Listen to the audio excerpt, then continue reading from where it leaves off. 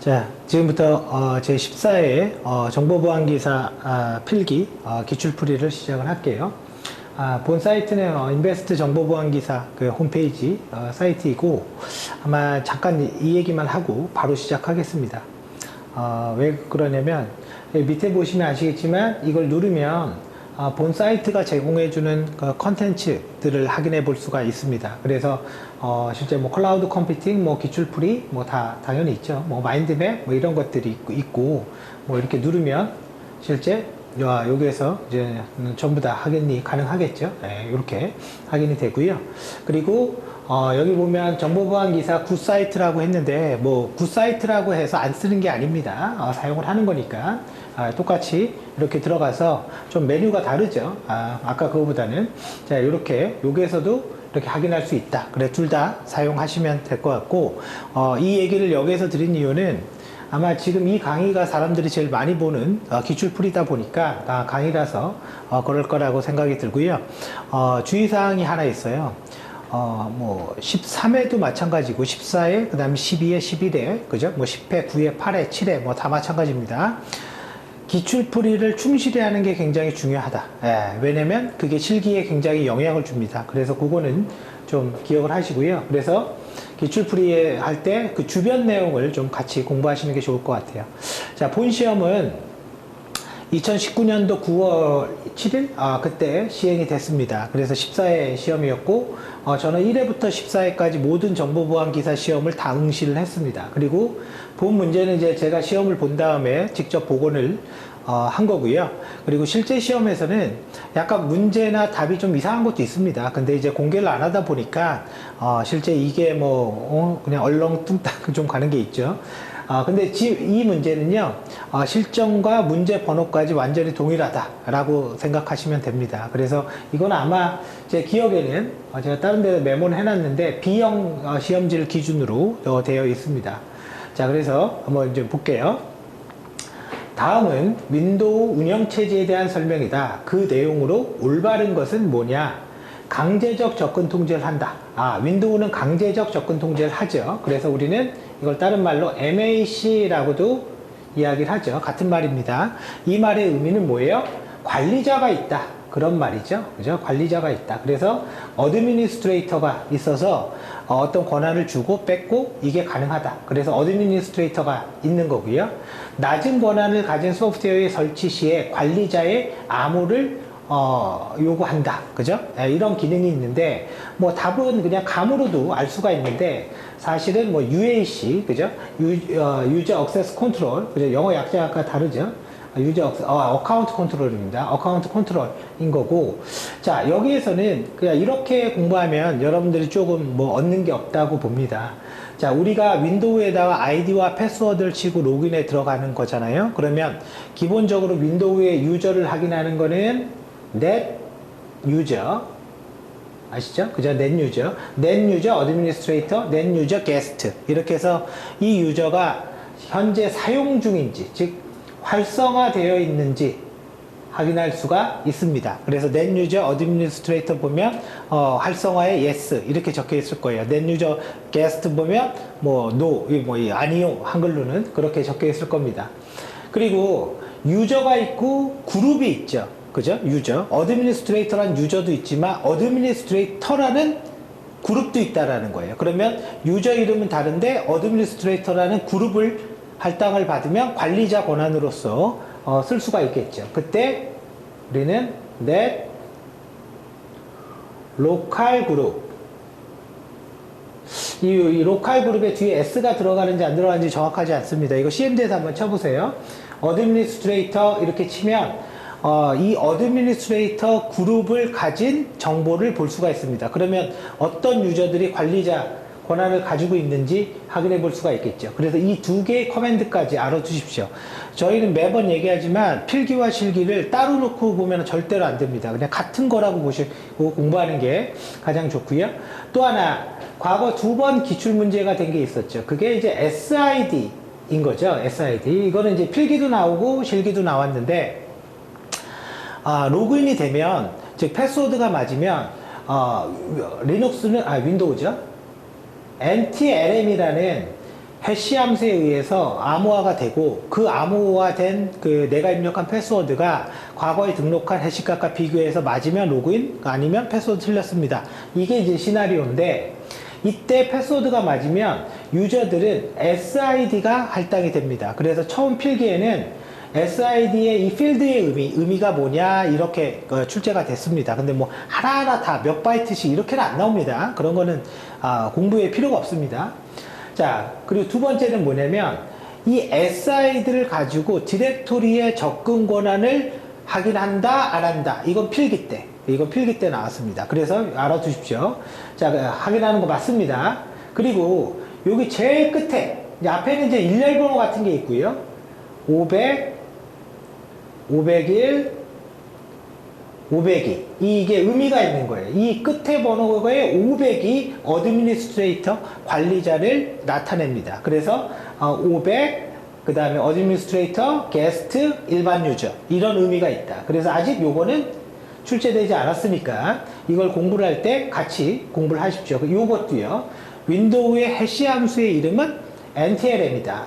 자, 쭉 이제 넘어가 볼게요. 자, CPU 취약점으로, 이거는 이제 멜트다운하고 스펙터 두 개를 얘기하는 거죠. 그죠? 이거는 뭐, 요거 외에는 문제가 없는 주제이기도 합니다, 또. 자, CPU 취약점으로 사이버 공격의 원인이 하드웨어 기반인 거는 뭐냐? 하드웨어 기반은 스펙터입니다, 스펙터. 그래서, CPU에 관련된 건 지문상에서 멜트다운이 없었습니다. 그러니까, CPU에 관련된 공격이 멜트다운하고 스펙터 두 개가 있다라는 것만 알아도 뭐 이 문제야 그냥 쉽게 풀 수가 있겠죠. 먼저 이거부터 봐보죠. 자, CV 코드가 등록되어 있는데요. 그죠? 스펙터가 CPU 최적화 기술을 할 때 발생되는 취약점이라고 합니다. 그래서 스펙터로 등록되어 있고, 비인가된 메모리 영역에 가서 값을 유추할 수 있는 취약점으로 알려져 있고요. 자, 그리고 또 여기에서 나머지 것들도 다 봐야죠. 스피어 피싱이라는 게 있는데요.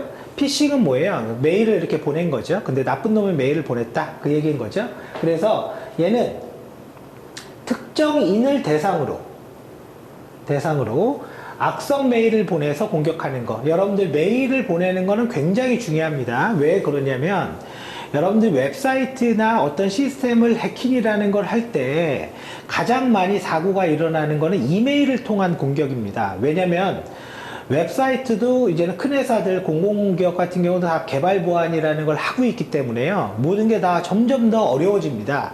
그런데 메일에 대한 사건 사고는 지금도 꾸준히 일어나고 있기 때문에요. 메일에 관련된 건 중요하다.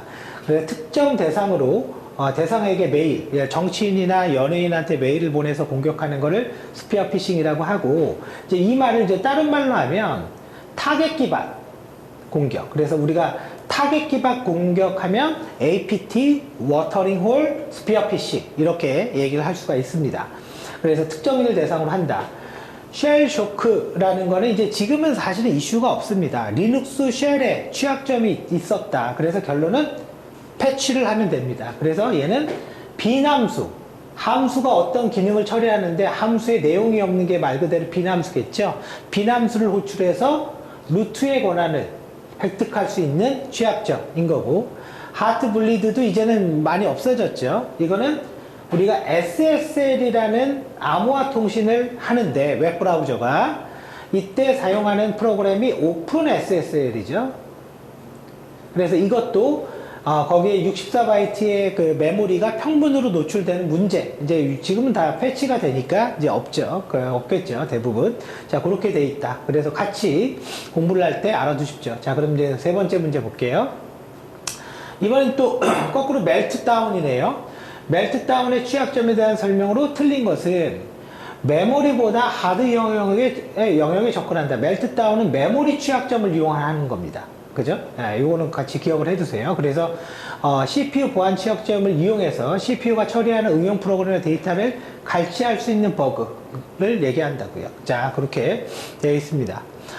자, 4번입니다. 리눅스의 좀비 프로세스에 대한 거. 그러니까 여러분들 이제 이거는 오해하지 말아야 돼요.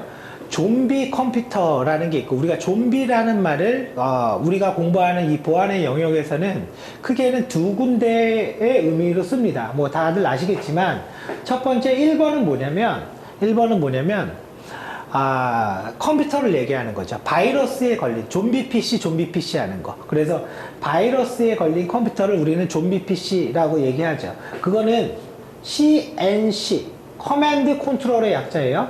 CNC 서버에 의해서 뭔가 통제가 되고 해커가 마음대로 한다 그 소리입니다. 그런 걸 우리는 좀비 PC, 뭐 좀비 이렇게도 말합니다. 그런데 지금 말하는 좀비는 완전히 다른 얘기입니다. 바이러스가 아니에요. 바이러스가 아니고요. 얘는 어떤 프로세스를 얘기하는데, 우리가 리눅스는 이제 기본적으로 제일 먼저 부팅이 되면 켜지는 게 init이라는 프로세스가 있습니다. 윈도우는 wininit, 리눅스는 그냥 init. 그러면 모든 프로세스는 이름을 쓰지 않고 자기를 식별하기 위해서 프로세스 ID라는 번호를 대신해서 씁니다. 이거는 동일한 번호는 있을 수가 없습니다. 그래서 이거를 init은 PID가 1번을 가져요. 그러면 이놈들이 어떤 자식 프로세스들을 생성을 해서 돌아가는 건데, 예를 들어서 이놈이 이런 기능도 있었네요. 자, init이라는 프로세스가 이렇게 테스트라는 프로그램을 실행했다고 가정을 해보세요. 부모 프로세스가 자신을 복사를 해서 자식 프로세스를 만들 때는 우리는 포크라는 함수를 써야 됩니다. 포크를. 그래서 이것도 이제 의미가 그겁니다. 리눅스에서 프로세스를 실행시키는 방법이 두 개가 있다. 하나는 포크, 그 다음에 exec.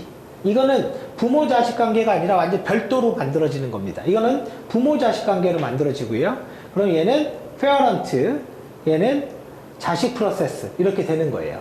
그러면 parent 프로세스, child 프로세스가 어떤 작업을 하다가 완료가 되면 다시 거꾸로 이렇게 부모를 호출합니다. 그러면 좀비 프로세스는 뭐냐?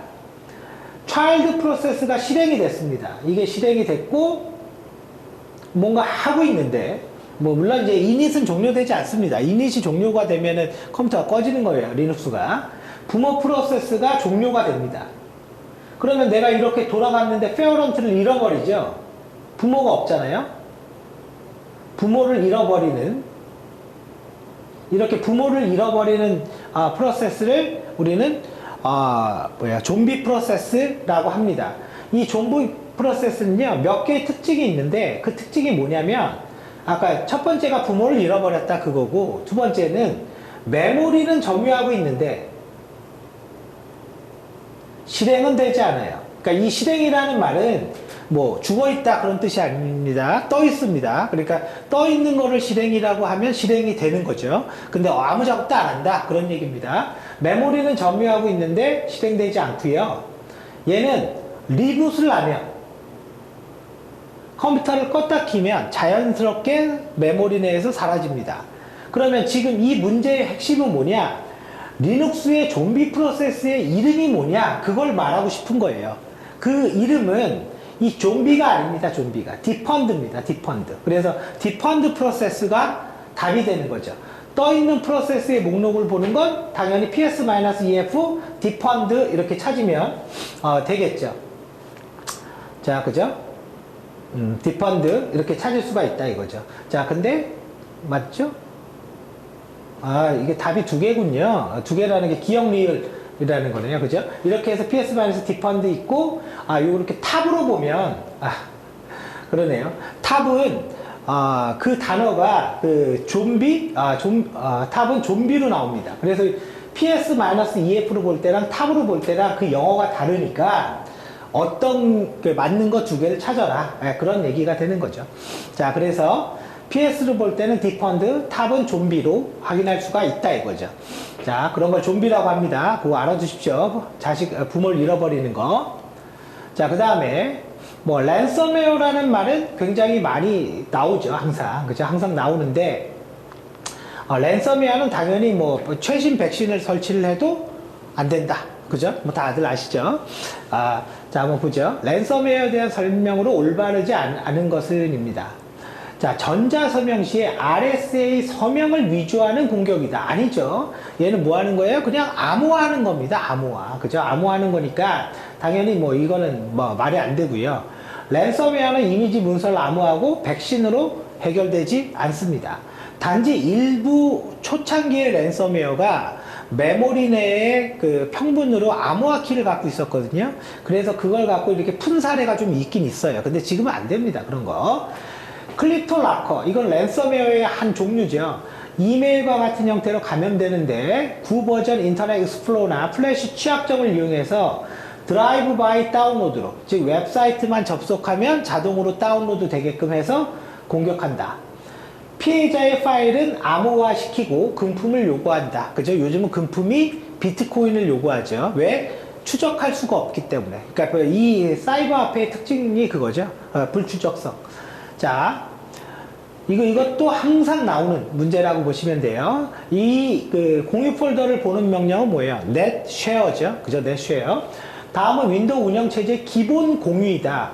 null session. null session은 뭐냐면 인증 없이 그냥 연결만 하면 그냥 되는 거. 포트로만 연결하면. null session 취약점을 갖고 있는 거는 뭐냐? 원격 컴퓨터 관리하는 IPC 달러. 그죠? 이겁니다. 자, 그래서 널로 접속할 수 있는 연결이다. 인증 없이 어떻게 해요? 운영체제 정보를 알 수 있다.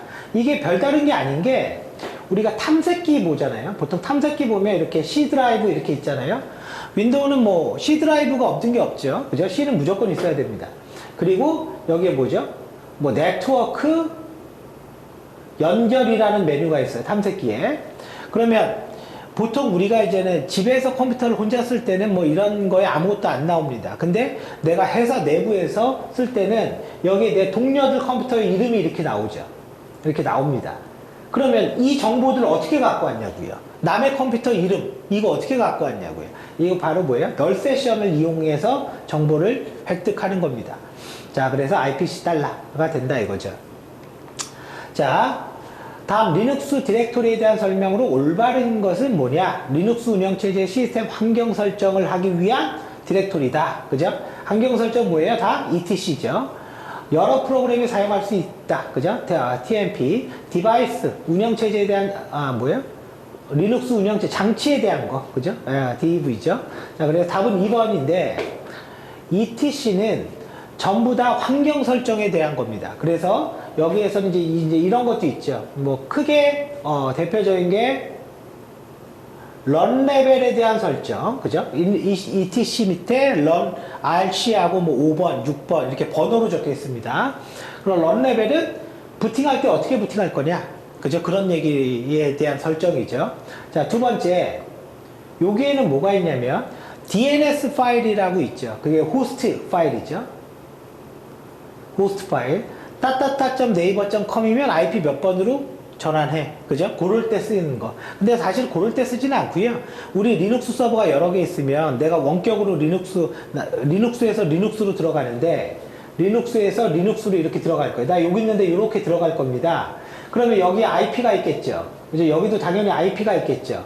근데 IP라는 게 기억하기 어렵잖아요. 숫자다 보니까. 근데 이 컴퓨터의 이름을 갖다가 이 호스트 파일에다가 예를 들어서 미네르바 그리고 이거의 IP 이렇게 등록을 해둡니다. 그럼 내가 미네르바를 쳐서 요게 그냥 들어가게 되죠. 그래서 그냥 흔히 DNS 파일이다 라고 부릅니다. 그리고 세 번째, 여기에는 R 커맨드에 관련된 파일이 하나가 있죠. 그죠? 물론 이제 홈 밑에도 있습니다. 유저별로. 홈 밑에라는 거는 유저별로 있는 파일이라는 거고, 이거는 뭐예요? 인증 없이, 이렇게 들어갈 때 인증이 없다고요. 등록되어 있으면. 그래서 여기 있는 거는 host.equv라는, 이것도 기출문제죠.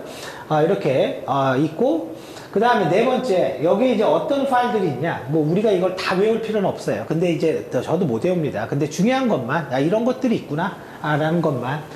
그리고 우리가 SSH에서 암호화해서 원격으로 들어가는 거 있죠? 그것도 여기 있습니다. SSH. 그래서 SSHD-config라는 거. 뭐 이 이름까지 몰라도 돼요. 그리고 우리 웹서버 HTTPT 혹은 HTTP 혹은 아파치 혹은 아파치2 이런 디렉토리의 설정 파일이 있습니다. 그 다음에 TMP는 임시 디렉토리니까 누구나 같이 읽고 쓴다. 그런 얘기죠. 그래서 우리는 이거를 스티키 비트라고 하죠. 그죠? 그래서 권한이 우리가 4000, 2000, 1000에서 4000은 setUID, 2000은 setUID, 1000은 스티키 비트. 그죠? 기존의 기출 문제에서는 요것도 나왔습니다. 필기에서. 이 스티키 비트가 걸려있는 디렉토리의 이름이 뭐냐? TEMP다. 그게 틀린 거예요. TMP입니다. 그 다음에 장치에 관련된 거. 리눅스의 특징 중에 하나는 모든 거를 다 파일이라고 봅니다. 윈도우는 USB, 장치 관리자가 있죠.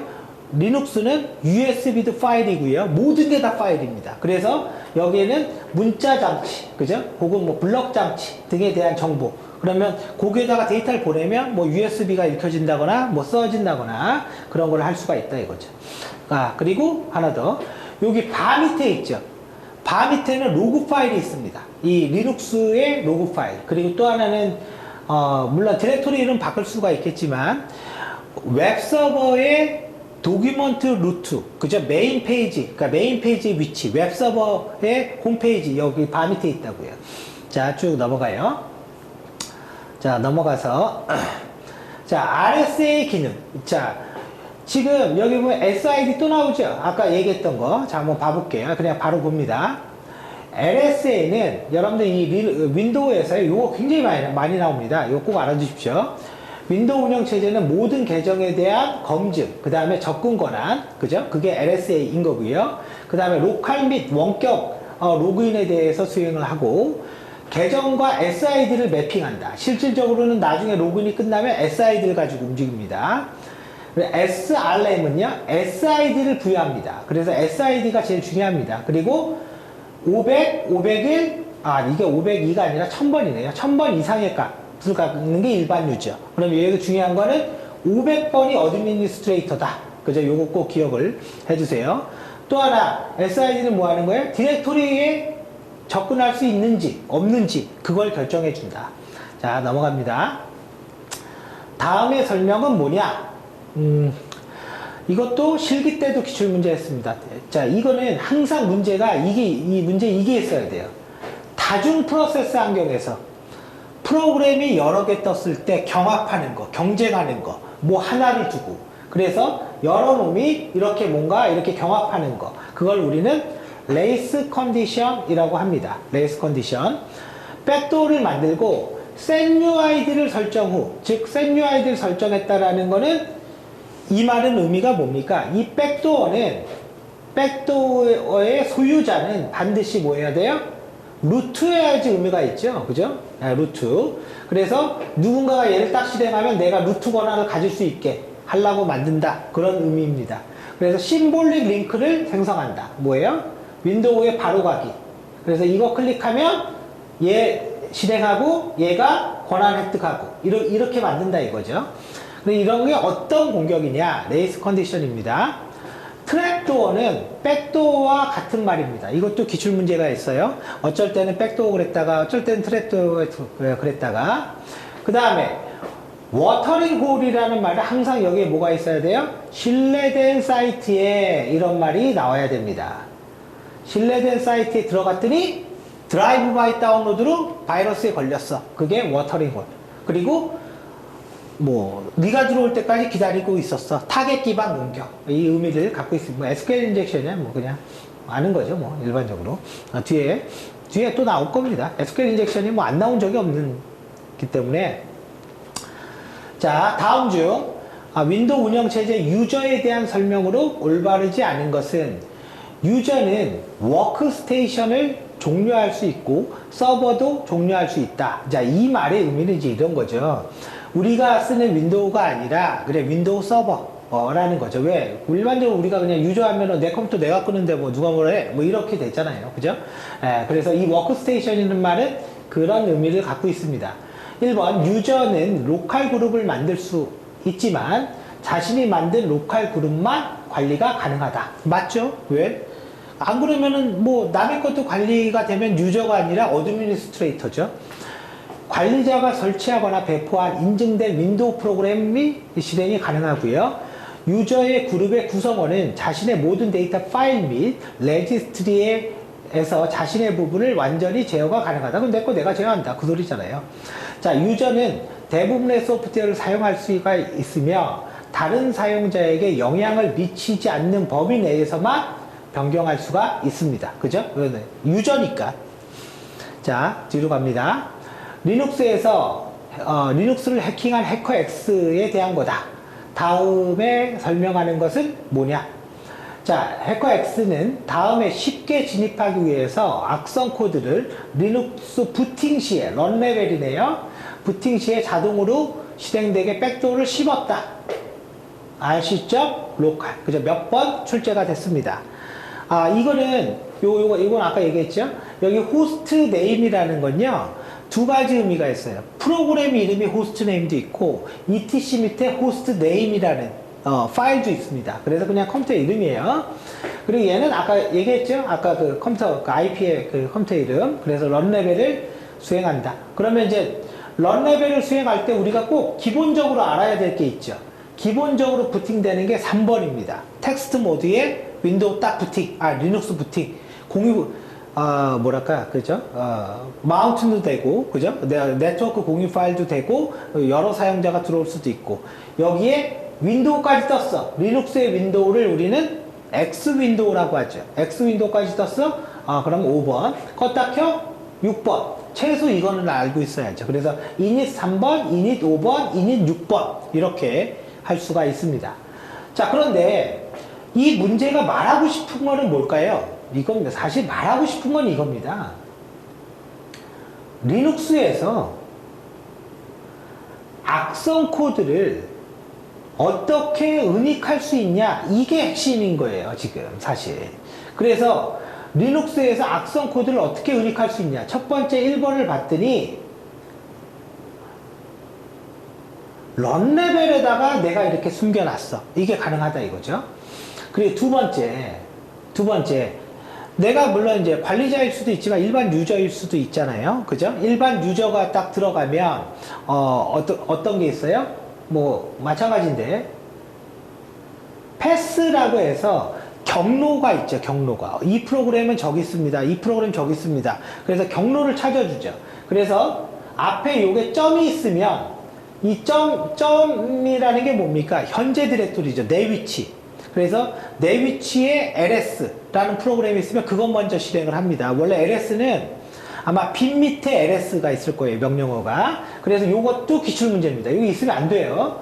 그 다음에 악성 코드를 뭔가 우리가 숨겼어요. 숨겼는데 파일은 있는데 내가 지울 수가 없어. 그게 LS ATTR 이거 기출문제죠. 이거는 LS는 보자라는 의미고 read only 파일을 만들 때 그거를 변경하는 건 CHATTR 그죠? 그래서 read only 파일 그럼 읽기 전용 파일 이건 루트만 쓸 수 있습니다. 일반 사용자 못 써요. 루트만 이 명령어를 쓸 수가 있습니다. 자, 그리고 나서 악성 코드가 뭔가가 있는데 이게 파일이 변경됐다 안 변경됐다 이렇게 볼 수도 있어야 되겠죠. 그래서 네 번째 find 명령어를 써서 -mtime 물론 atime도 있고 뭐 ctime도 있고 mtime도 있는데 mtime이라는 의미가 뭐예요? modify 그러니까 최근에 수정된 파일 좀 찾아줘 뭐 이런 의미가 되는 거죠. 그래서 사실은 이 문제가 가장 말하고 싶은 거는 이 악성 코드를 어떻게 할 거냐. 하나 더 있네요. 항상 시험 나오는 거. 크롬. 몇 시가 되면 실행해줘. 크롬 탭에다가 악성 코드를 실행하게끔 만들 수가 있죠. 그래서 분시 1월 맞나? 그죠? 이거 외워야 됩니다. 자, 쭉 넘어갑니다. 자, 그래서 11번까지 봤고요. 여긴가요? 이것도 중요하죠. FTP를 업로드하거나 다운로드한다. 다음과 같은 정보는 어떤 파일을 확인해야 되나? 사실은 파일의 의미가 중요하진 않습니다. 그죠? 예, 이거는 뭐 엑스퍼 로그입니다. FTP-L을 주면 뜨는 거고, 액세스 로그라는 거는 뭡니까? 웹서버, 아파치 웹서버의 로그 파일이고요. 그럼 실제 이제 이런 것들이 중요하죠. 뭐가 업로드고 뭐가 다운로드냐? 그러면 여기에 보면 I, 그죠? 여기죠. I, 그 다음에 여기 O, 업로드, 다운로드, 업로드, 다운로드. 한 번 업로드하고 다운로드 3번 했구나. 그런 의미를 읽을 수가 있어야 되겠죠. 그리고 뭐 FTP고요. 여기 끝에 C라고 적혀 있죠. 이거는 성공했다. 그런 의미고. 요게 A는 ASCII다. 이거는 바이너리 파일이다. 그리고 파일명, 사이즈. 그래서 여러분들이 이제 앞으로 이렇게 보셔야 돼요. 초창기의 정보보안 기사의 문제는요, 이것처럼 이 파일이 뭐냐? 이렇게 물어봤다고요. 이 파일을 보려면 어떤 명령을 써야 되냐? 이런 게 거의 다라고 보시면 돼요. 근데 앞으로 실기도 그렇고요. 필기도 그렇고, 이제 이 로그 파일의 뜻이 뭐냐? 이걸 보는 게 더 중요한 겁니다. 그죠? 이게 훨씬 더. 그래서 제가 리뷰를 해준 거고요. 쭉 넘어갑니다. 뭐 이거 틀릴 수가 없죠. 트로이 목마, 자기 복제를 하지 않는다. 그죠? 전이시키지 않는다. 그죠? 그죠? 몇 번이에요, 답이? 3번이네요. 악성 코드를 전파한다. 이건 안 한다, 이거죠. 자, 리눅스 로그인 시에 사용자 패스워드가 실패되는 경우 매번 나옵니다. UTMP, WTMP, BTMP 이 세 개에서는 시스템 보안에서 하나는 반드시 있습니다. BTMP는 패스워드 실패 정보, UTMP는 뭐죠? 현재 로그인된 사용자. 그죠? 얘는 현재, 지금 상태. 현재를 얘기하는 거고. 얘는 로그인과 로그아웃 정보. 그 다음에 콘솔로 로그인 했냐. 콘솔 로그인 정보. 얘는 실패 정보. 그리고 여기 시큐어도 알아두십시오. 시큐어는 원격 접속. 그래서 SSH, FTP 뭐 이런 것들 있죠. 텔넷 원격으로 들어오는 건 시큐어 로그에 기록이 되어 있습니다. 그리고 명령어는 이걸 보는 명령은 이게 바이너리이기 때문에 last b라는 커맨드로 봐야 되고요. 이거는 뭐죠? w나 who 같은 거예요. 두 개. 얘는 last라는 명령어로 보면 되겠죠. 이건 명령어 없습니다. 이건 텍스트 파일이에요. 그냥 열어서 보면 됩니다. 자, 그래서 이렇게 볼 수 있다. 쭉 넘어가죠. 14번 됐고요. 15번. 다음 설명 중 올바른 것은 뭐냐? 루트라는 파일을 컴파일 하였고 A. 파일을 만들었다. 자, 이 말은 루트는 프로그램 파일을 컴파일 하였고 A. 파일을 생성했다. 이 말이 뭐냐면 C 언어를 얘기하는 건데요. 내가 이런 거예요. 그냥 test.c라는 걸 하나 만들어요. 그러면 이 안에 이제 코딩을 넣어야 되겠죠. 요 코딩은 뭐 shop include stdio 그 다음 main 치고 이렇게 치면 됩니다. 그러면 우리가 이게 프로그램 일명 소스 코드 그냥 텍스트 파일입니다. 텍스트 파일은 우리가 쓸 수가 없기 때문에 뭐래요? 기계어로 바꿔주는 컴파일을 합니다. 이때 이 컴파일을 해주는 프로그램이 있는데 그 이름은 GCC 혹은 리눅스는 CC 같은 거라고 보시면 돼요. 그리고 내가 test.c 엔터 이렇게 치면 얘가 실행 파일을 만들어 주는데 그 이름이 A.out입니다. 기본 이름이 이거예요. 근데 여기다가 이렇게 뭐 gcc-o a 해놓고요. test.c라고 해주면 실행 파일의 이름은 A가 되는 거죠. 그러니까 이 이름을 안 주면 무조건 A.out이라고 만들어집니다. 그래서 A.out이 만들어졌대요. 체인지 모드, 권한을 변경하는데 가장 특이한 게 4000대가 들어있죠. 4000대니까 이게 뭡니까? set uid, 실행 시에 저 파일의 소유자의 권한으로 실행해라. 그러면 이 파일의 소유자가 누구였어요? 루트였잖아요. 루트. 그죠? 루트였죠.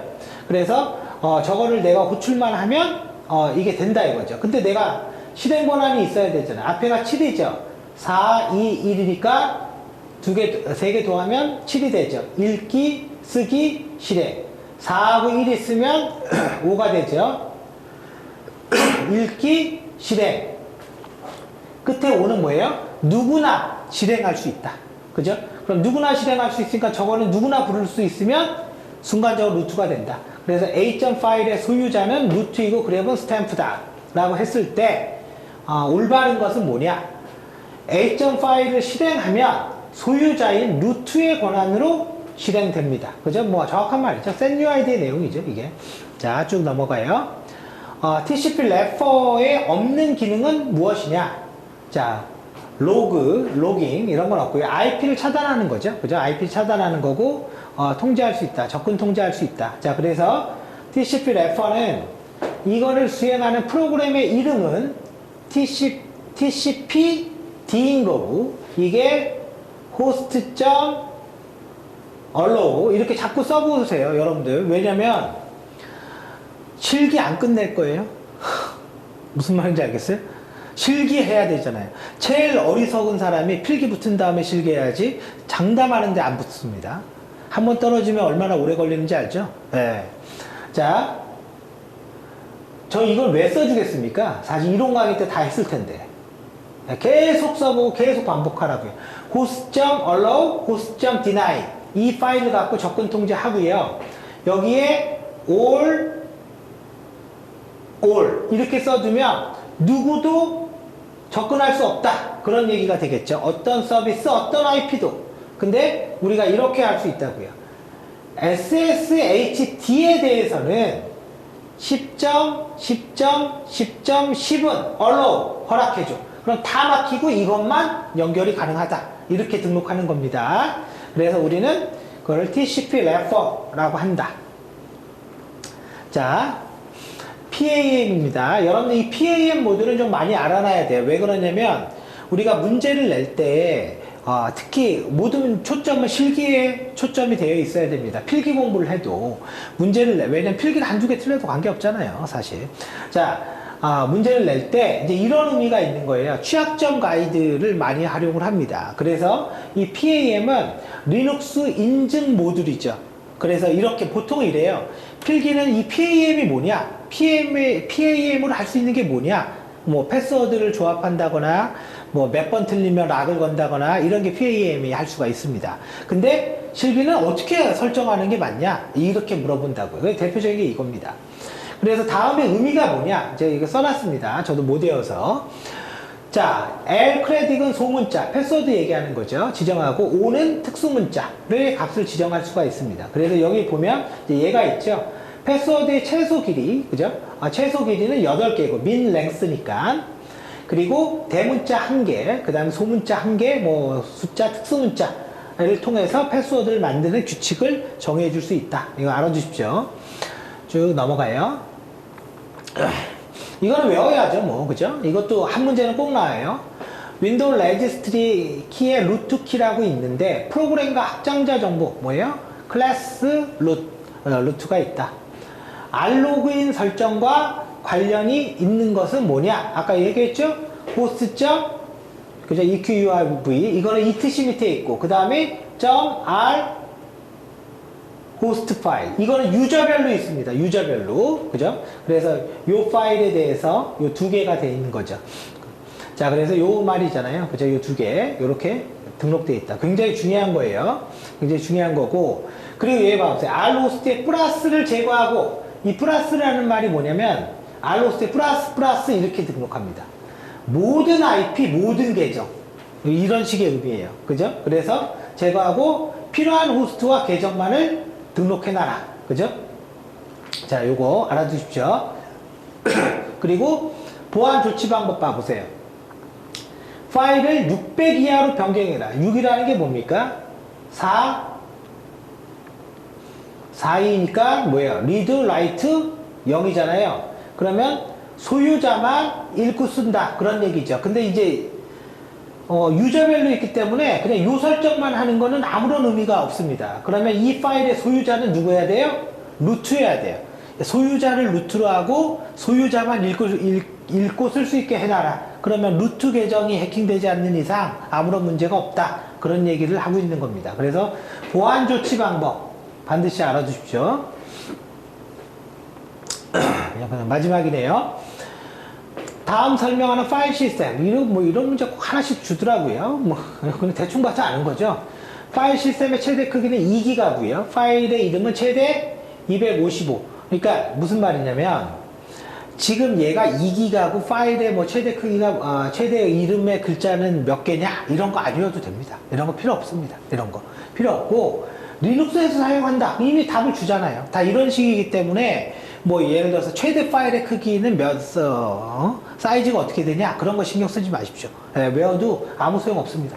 EXT는 리눅스인 거죠. 그리고 NTFS, F832 뭐 그죠? 윈도우 F816도 마찬가지고요.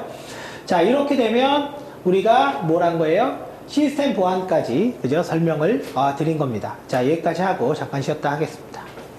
네, 인베스트 정보 보안 기사 네트워크 보안에 대한 기출풀이입니다. 14회죠, 14회. 자, 다음 ARP 테이블을 보고 그냥 뭐 IP 주소, 맥 주소 이런 것들 줬고 뭐 결론은 타입이 핵심입니다. 뭐 이것저것 봐봤자 소용없어요. 타입 뭔가 바뀌었구나 그 얘기인 거겠죠. 타입이 동적이죠. 자, 무슨 말이냐? 첫 번째 1번은 이 시험은 이제 보안기사의 한 문제는 꼭 나오는 문제입니다. 사실은 ARP 스풋이죠.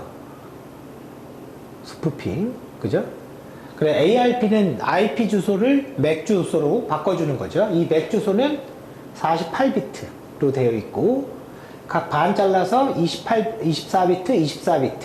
그래서 상위 제조사별 랜덤, 그죠? 그러니까 유일한 번호 이렇게 되어 있습니다.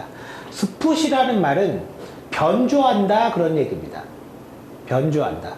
뒤에 스푸핑 들어가면 다 변조한다 이런 의미이기 때문에 처음에 컴퓨터가 이렇게 켜지면 ARP 브로드캐스트를 통해서 나를 알립니다. 이때 알릴 때 ARP 헬로우라는 메시지가 날아가요. 그러면 ARP 헬로우가 이렇게 날아가면 기존에 켜있던 컴퓨터들이 ARP 테이블의 정보를 얘한테 보내줘요. 그럼 얘가 ARP 캐시 테이블 이런 거를 유지하고 있는 거고 이거를 보는 명령은 ARP-A가 되는 거고 그때 다이나믹하게 이렇게 날라오는 메시지를 갖고 요거를 업데이트 할 거냐 말 거냐 이걸 결정하는데 그게 바로 타입이고요.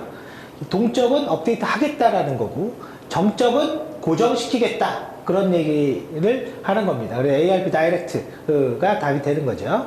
자, 그래서 이렇게 나오고 지정하는 명령은 ARP-S IP 맥 주소 뭐 이렇게 하면 됩니다. 뭐 나머지 한번 읽어보시면 돼요. 쭉 넘어보죠. 22번 ICMP 패킷, 그죠? ICMP 패킷은 뭐예요? 에러를 탐지하고 보고하는 게 주 기능이죠. 우리가 핑이라는 프로그램과 트레이스 라우터, 그죠? 라우시죠. 그리고 윈도우는 트레이스 RT죠. 프로그램 이름이 좀 달라요. 그때 사용을 하는데 ICMP 패킷을 전송을 했다, 그죠? 전송을 했는데 MTU가 1500일 때 세 번째 크기 핑 명령을 사용해서 ICMP 패킷을 했는데 MTU의 크기가 1500일 때 세 번째 패킷의 크기는 얼마인가를 보냈어요. 근데 여기가 좀 이게 그게 있네요. 몇 바이트를 보냈는지라는 부분이 없네요. 그래서 이거는 요거랑 같이 보세요. 핑을 통해서 4000바이트의 주소를 보냈습니다. 그러면 4000바이트를 MTU를 1500으로 줄 때 이 1500의 디폴트 값입니다. 기본 값이에요. 그래서 4028 나머지 것들 이렇게 분할이 됩니다. 그러면 이게 지금 말하고자 하는 건 뭐죠?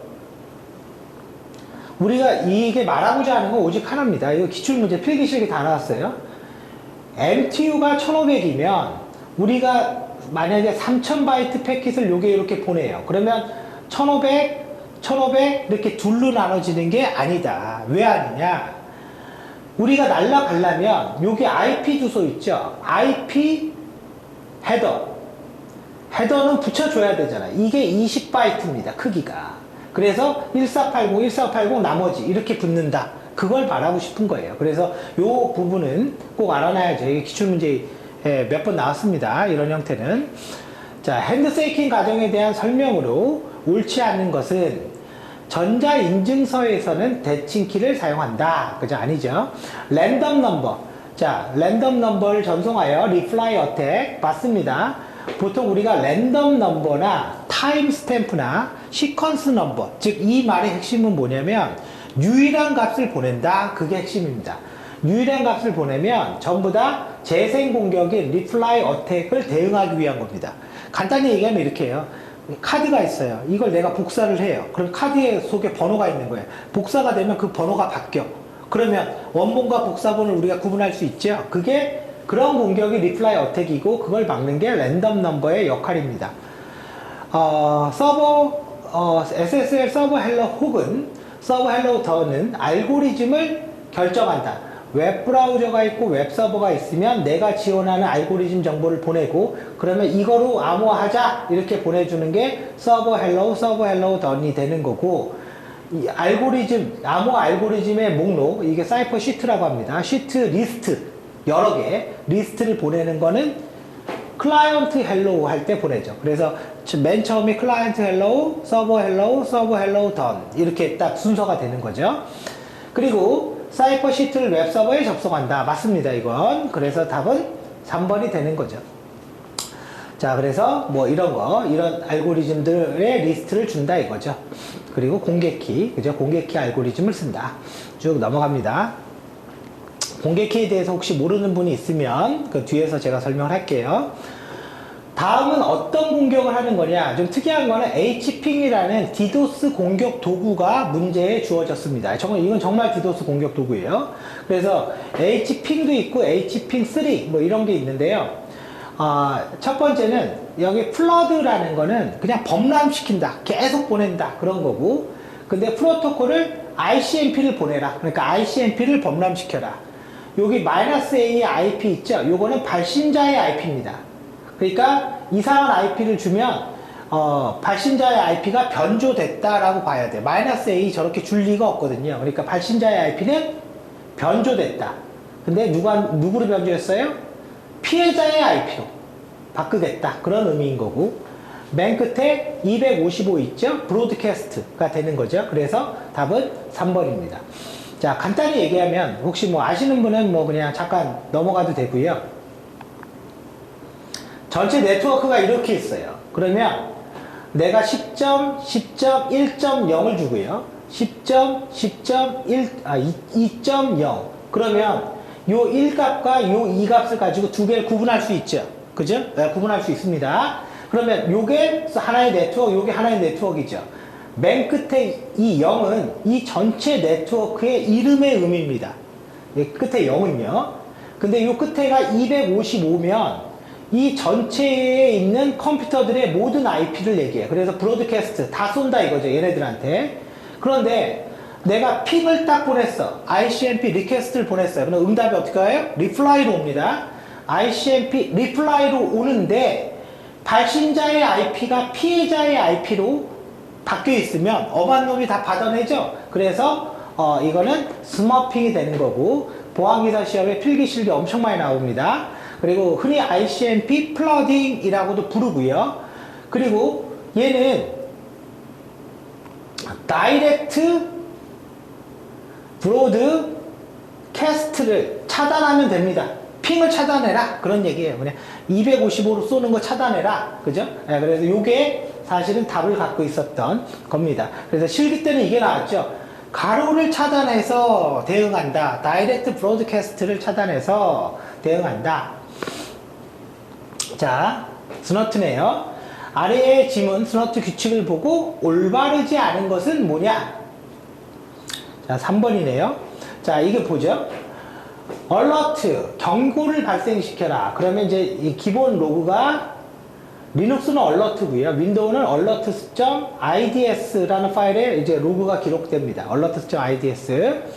자, 발신자의 IP와 포트, 수신자의 IP와 포트, 그리고 여기에 보면 사실 이거 안 돌아갑니다. 사실 이렇게 치면 컨텐츠, 이 문자열이 있냐. 근데 앞뒤로 파이프가 두 개가 있죠. 그래서 바이너리 표기법이죠. 여러분들이 컨텐츠는 바이너리 표기법, 텍스트, 아스키 표기법 둘 다 됩니다. 그리고 established, 연결이 되었냐. 그죠? 연결이 되었냐. 그러면 로그를 기록해라. 왜 안 돌아가냐. 여기 SID 하고요. 유일한 번호를 하나 줘야 됩니다. 요렇게. 요걸 하나 넣어줘야 돼요. 그러면 이 룰을 하나 식별하는 거거든요. 자, 그래서 뭐 3번이니까 볼까요? 이미 연결이 확립된 트랜잭션에 대해서는 검사를 수행하지 않는다. 그죠? 이거 한 두 번 나왔던 것 같아요. 뭐 이게 있고 이게 있고 뭐 이런 얘기입니다. 자, 연결이 수립된 TCP 연결 또는 세션에 속한 패킷에 의해서 활성화된다. 이스테비. 그러니까 이거죠. 연결 확립하면 탐지한다. 그 소리입니다. 자, 합법적인 웹사이트에 악성 코드를 감염시켰고 잠복한 후 수행한다. 이거 계속 나왔죠? 워터링홀? 그죠? 워터링홀. 자, 그런데 여기에서 구분하고 하죠. 우리가 좀 복잡한 게 하나 있습니다. CSRF랑 크로스 사이트 스크립팅. 요게 사실은 실제 뭐 이름을 이렇게 붙여놔서 그렇지 거의 비슷합니다. 공격 방법도 비슷하고요. 그래서 얘는 뭐가 다르냐? 얘는 웹서버를 주 공격 대상으로 한다. 요 말만 기억을 해 주십시오. 요 말만. 그리고 뭐 드라이브 바이 다운로드, 워터링 오른 시스템 보안에서 다 설명한 거니까 넘어가겠습니다. 쭉 넘어가고요. 뭐죠? 스니핑 하면 딱 기계적으로 나오는 게 뭐죠? 아, 수동적 공격이구나. 그죠? 정보만 획득한다. 스니핑을 하기 위한 공격이 아닌 것은 뭐냐? 그죠? 자, ICMP 리다이렉트라는 건 뭡니까? 방향 재지정. 이렇게 해서 일로 가라. 이런 거죠. 그죠? 리다이렉트라는 게. 자, 지금 if config eth0 인터페이스명 promise QoS 모드. 이게 우리가 일명 얘기하는 스니핑 모드죠. 근데 보안기사 시험에서는 저렇게 영어로 promise QoS 모드 이렇게 나오지 않고 한글로 무차별 모드. 그게 이겁니다. 그리고 스니핑을 안 하는 모드가 정규 모드, 보통 모드 이렇게 시험 문제 내더라고요. 기출 문제 보면. 그래서 이거 스니핑을 설정해라. 그죠? 설정을 하고 그 다음에 요거는 스니핑을 하는 프로그램들인 거죠. 그죠? 그래서 3번은 전혀 스니핑하고 관련이 없는 거죠. 자, 넘어갑니다. 다음에 보안 솔루션은 뭐냐? 기업 내부의 네트워크에 임의의 단말기가 연결된 경우 이를 탐지하여 연결된 낙이죠. 그죠? 엔드포인트 보안 기술은 다 그냥 나왔죠. 그냥 그죠? 이거 몇 번 나왔습니다. 그래서 네트워크에 어려운 말로 하면 무결성을 확인한다. 이런 말 쓰고 어떤 그 컴퓨터가 연결이 됐냐 안 됐냐를 탐지할 때 어떤 프로토콜 쓰냐면 우리가 보면 저런 거 있죠. 그 윈도우에다가 컴퓨터 두 대에다가 IP 똑같은 거 세팅하면 IP 충돌 나죠. 그때 쓰는 게 GARP입니다. 이 GARP 프로토콜을 써갖고 사실은 탐지를 합니다. 그죠? 충돌 여부, 탐지는. 그래서 엔드포인트 보안 기술은 낙이다. 근데 주의사항이 하나 있어요. 여태까지 이 낙은 엔드포인트 보안 기술입니다. 그럼 100% 낙이었습니다. 그냥. 근데 하나가 더 생겼다. EDR.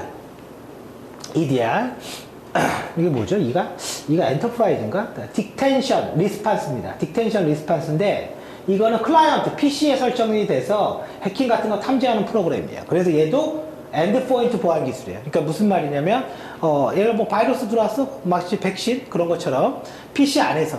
그래서 이 클라이언트 안에서 PC 안에서 같은 말입니다. 거기에 관련된 모든 보안 기술은 다 엔드포인트 보안 기술이라고 한다 이거죠. 그래서 EDR은 마치 PC에 깔려진 백신 혹은 악성 파일 탐지하는 거 뭐 이런 솔루션입니다. 자, 쭉 넘어가죠. 라우터에서 내부에서 외부망으로 연결할 때 패킷을 필터링 하거나 접근 통제하는 거 이그레스. 자, 이렇게 하면 돼요. 밖에서 안의 네트워크로 이렇게 들어오는 거. 가장 기본 용어가 인바운드. 그죠?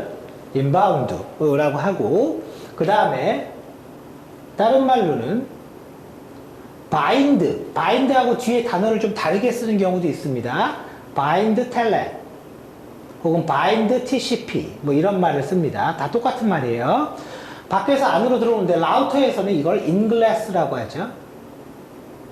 인글래스 필터링. 여기다가 필터링을 하면 보안적 접근 통제 같은 뭔가를 넣겠다라는 거고, 안에서 바깥으로 가는데요. 이거는 우리는 1번 아웃바운드. 그래서 우리가 UN입니다. 자, 무슨 말이냐면 콜센터에서 마케팅 하려고 우리한테 전화하는 거. 우리가 그걸 아웃바운드 콜이라고 합니다. 아웃바운드. 두 번째, 얘가 바인드가 있다면 리버스 텔넷, 리버스 TCP라고 합니다. 그리고 이그레스 필터링이라고 합니다. 자, 그래서 같은 말이죠. 예, 같은 말, 뭐 그냥 말장난입니다, 이거. 예, 같은 말이라는 것만 알면 되겠죠? 쭉 넘어갑니다. 30번. 디도스 공격에 대한 설명으로 틀린 것은 CC 공격은 패킷의 단편화를 이용해서 공격한다. 그죠? 아니죠? 이건 티어드롭이죠. 티어드롭이고, CC 공격은 no 캐시. 웹브라우저에서 항상 새로운 페이지로 갖고 와. 그러면 웹서버가 부하가 좀 더 걸릴 거 아니에요. 그래서 이 노캐시로 설정해서 노캐시 기능을 사용해서 하는 거를 이야기하는 거고요. 단편화라는 거는 뭔가가 나눠진 거, 뭔가가 분할된 거, 그런 의미입니다. IP 패킷이 이렇게 있으면 3000바이트 짜리예요. 그러면 MTU가 1500이면 1480, 1480 기타 나머지 하나 이렇게 세 개로 나눠지는데, 그러면 얘가 1번이고 얘가 2번이고 얘가 3번이어지는 걸 알아야지만 나중에 원래 요거로 만들어줄 수 있잖아요. 그죠? 요걸 하기 위해서 뭐가 있냐면 오프셋 값이 있는 거예요. 오프셋 0번, 오프셋 1480, 오프셋 나머지 값 이렇게 있는 건데, 요 오프셋이 바뀌어버리면 조립을 못 하겠죠. 그죠? 길이가 다르니까. 그래서 그걸 우리는 티어드롭이라고 부른다. 자, 쭉 넘어갑니다. 버추얼 랜. 버추얼 랜은 이런 겁니다. 여기에다가 요게 써놨나? 안 써놨네요. 버추얼 랜은요, IEEE 802.1Q라는 표준이 있습니다. 트렁크 프로토콜이라고도 부릅니다. 네, 트렁크. 무슨 말이냐? 컴퓨터가 이렇게 있어요. 그러면 컴퓨터에, 이것도 컴퓨터입니다. 여러분들이 보는 화면에 케이블 꽂는 데 있죠. UTP, 그냥 케이블, 그냥 UTP 포트가 하나 있다고 쳐요. 그럼 물리적인 이런 케이블 이렇게 생겼나요? 이렇게 생긴 거를 요게 탁 이렇게 꽂는 거잖아요. 이건 물리적으로 이렇게 돼 있는 겁니다. 그러면 실질적으로 이 컴퓨터에 이 물리적 랜 카드는 한계가 있는 거죠. 그래서 내가 요거를 확인하는 방법은 if config 리눅스에서 이렇게 치면 여기에 어떻게 나와요? 뭐 ETH0 그러면 한계가 있습니다. 그러니까 나오는 거고, 이 ETH0가 의미가 있는 게 이 인터페이스별로 IP 주소가 부여가 됩니다. 우리가 접근 통제할 때 기본은 뭡니까? IP 주소 갖고 너 연결돼 안 돼? 뭐 이게 기본이거든요. 자, 그럼 버추얼랜은 뭘 할 수 있냐? 물리적인 인터페이스는 하나밖에 없잖아요. 이걸 두 개로 만들 수가 있어요. 그러면 실제 랜카드는 하나인데 ETH 0번, ETH 1번 두 개를 만들어요. 왜 두 개를 만들어요? IP를 두 개 부여하려고. 그러면 여기 IP는 10점, 10점, 10 넣고 여기는 20점, 20점 이렇게 넣어요. 그럼 IP가 갑자기 두 개가 됐죠. 요거 별로 10점, 10점, 10은 방화벽에서 accept, 20점, 20점, 20점은 방화벽에서 drop, 이렇게 환경 설정을 할 수가 있습니다. 그때 버추얼 랜을 씁니다. 그래서 이렇게 물리적으로 하나 있는데 여러 개 만드는 거, 논리적으로 여러 개 만들 때 버추얼 랜을 쓰고요. 반대도 씁니다. 실제 이게 두 개가 있는 겁니다. 근데 두 개에다 하나의 IP를 넣고 설정하고 싶어요. 그걸 우리는 본딩이라고 합니다. 본딩했다. 여러 개의 랜카드에 하나의 IP로 묶었다. 그죠? 그걸 본딩이라고 합니다. 이게 지금 그거를 말하고 싶은 거예요. 2번이네요. 브로드캐스트. 이 논리적이라는 말이 무슨 말인지 알겠죠? 그죠? 그래서 이 계층에서 논리적으로 분할하고 포트 미러링이라는 건 복사입니다. 복사. 포트를 복사하는 기능을 가지고 있다. 그죠? 여러 개로 구분되는 브로드캐스트 도메인을 만들기 위해서. 그죠? 자, 여기 브로드캐스트입니다. 자, 쭉 넘어가요. 뒤로. 자, 쭉 가보죠. 32번. 다음에 IP의 TTL. TTL은 뭡니까? 한 번에 통과할 수 있는, 왜 여기가 비어있죠? 그죠? 최대 라우터의 수죠. 그죠? 올바른 것은 2번이네요. TTL은 패킷의 무한 방지를 방지한다. 맞습니다. TTL은 전송되는 유효기간. 그러니까 통과할 수 있는 라우터의 수죠. 그죠? 라우터의 수입니다. 자, 33번. TCP 플래그를 모두 오프한 후에 스캐닝하는 방법은 뭐냐? 그죠? 널 스캔입니다. 널 스캔. 자, 핀 스캔, 요건 알아놔야죠. 핀이라는 거는 TCP의 연결, 끊자. 연결, 해제할 때 보내는 메시지. C는 연결 요청할 때 보내는 거.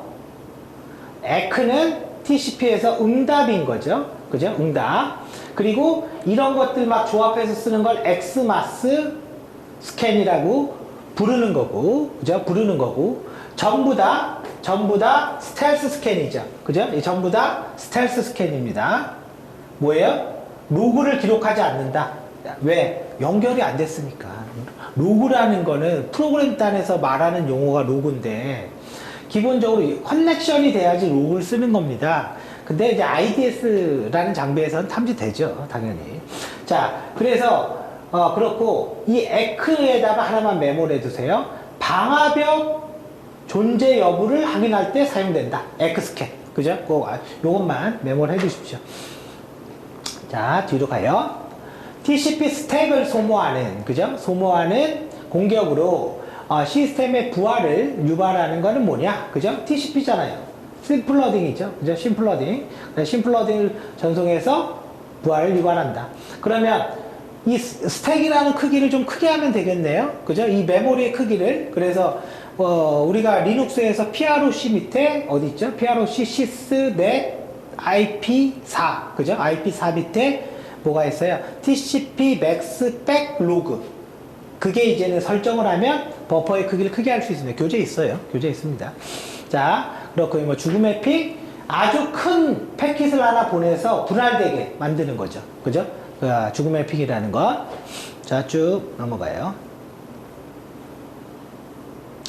자, 오용 탐지에 대한 설명으로 올바른 것은 뭐냐? 공격자의 시그니처를 보관하고 있다가 등록된 룰과 비교해서 공격을 탐지한다. 맞습니다. 그죠? 그래서 우리 아까 스노트에서 alert 이렇게 쓴 거 있죠? 그게 바로 뭐예요? 오용 탐지를 하고 있는 거예요. 자, 4번 볼게요. 미리 악습된 사용자의 패턴을 사용하며, 이건 무슨 말이냐면 이상 탐지를 얘기하는 건데, 미리 사용자가 쓰는 패턴을 등록해두고 이거와 다른 거는 다 해킹이야 이렇게 말하는 거예요. 그래서 제로데이 어택, 제로데이 어택 뭡니까? 패치하기 전에 취약점, 그죠? 패치하기 전에 취약점을 이용한 공격을 우리는 제로데이 어택이라고 합니다. 그래서 알려지지 않은 것도 된다, 그걸 말하고 싶은 거예요. 이상 탐지는. 근데 뭐예요? 오탐이 너무 많다, 그래서 못 쓴다, 이런 문제가 있는 거죠.